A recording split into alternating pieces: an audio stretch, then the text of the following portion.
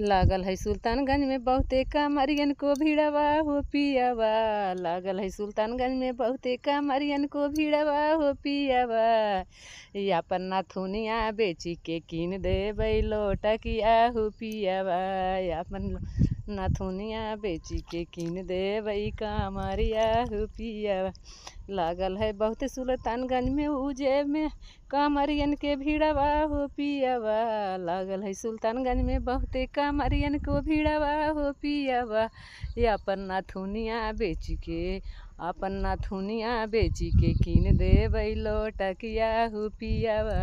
अपन नाथुनिया बेची के कीन देबै कांवरिया हो पियावा। लागल है बहुते सुल्तानगंज में कांवरियन के भीड़वा हो पियावा। लागल है सुल्तानगंज में बहुते कांवरियन को भीड़वा हो पियावा। अपन नाथुनिया बेची के कीन देबै लोटकिया हो पियावा।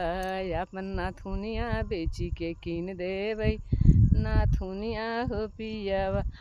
अपन नाथुनिया बेची के कीन देबै कांवरिया हो पियावा। लागल है बहुते सुल्तानगंज में बहुते कांवरियन को भीड़वा हो पियावा। लागल है बहुते सुल्तानगंज में कांवरियन को भीड़वा हो पियावा। अपन नाथुनिया बेची के कीन देबै लोटकिया हो पियावा। अपन नाथुनिया बेची के कीन देबै कांवरिया हो पियावा।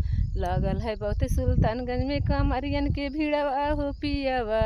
अपन नाथुनिया बेची